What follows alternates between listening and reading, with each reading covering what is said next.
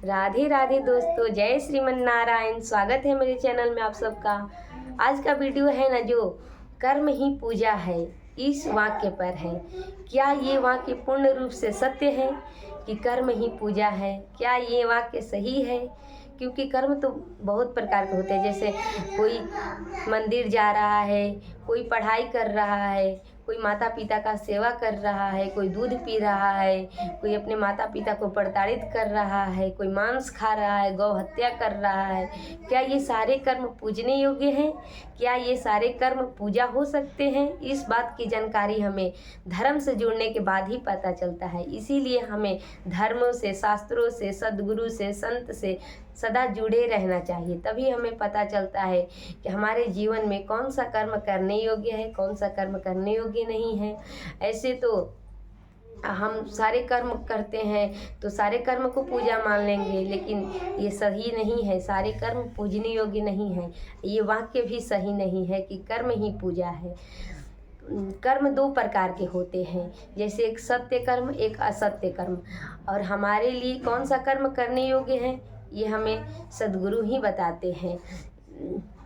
जैसे कोई अपने जैसे कोई बहन किसी के बहन बेटी को छेड़ रहा है, वो कहेगा कि हम तो अपना कर्म कर रहे हैं, तो क्या ये कर्म पूजने योग्य है? नहीं।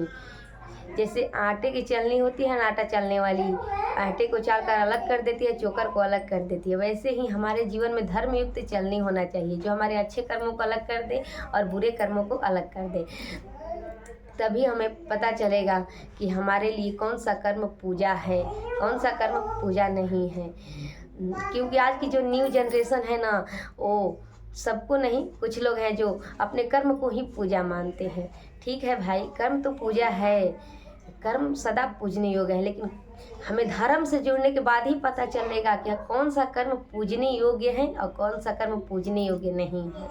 इसीलिए सदा हमें धर्म से जुड़ा रहना चाहिए, क्योंकि हमारा सत्य सनातन धर्म बहुत महान धर्म है। इस बहुत पुरातन धर्म है।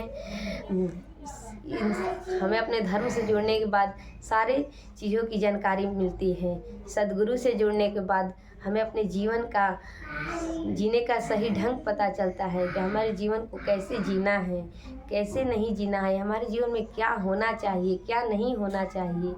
ये धर्म और शास्त्र ही बताते हैं कि हमारे जीवन में क्या होना चाहिए, क्या नहीं होना चाहिए।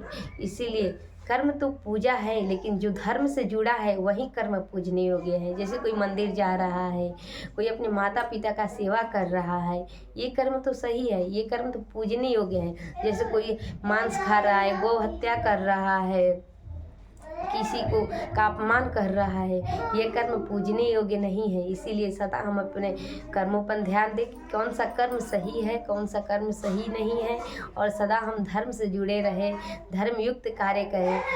हमें अपने कार्यों से किसी का दिल ना दुखाए, किसी का अपमान ना करें।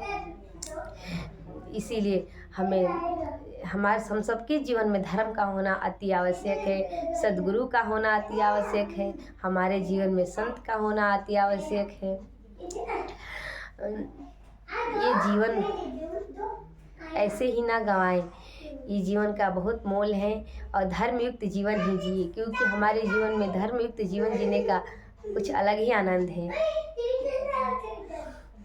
चलिए, आज का वीडियो बस इतना ही। कर्म ही पूजा है, बस इसी के बारे में मुझे कुछ कहना था। अगर मेरी वीडियो आप लोग को अच्छी लगी हो तो लाइक करिएगा, सब्सक्राइब करिएगा, शेयर करिएगा।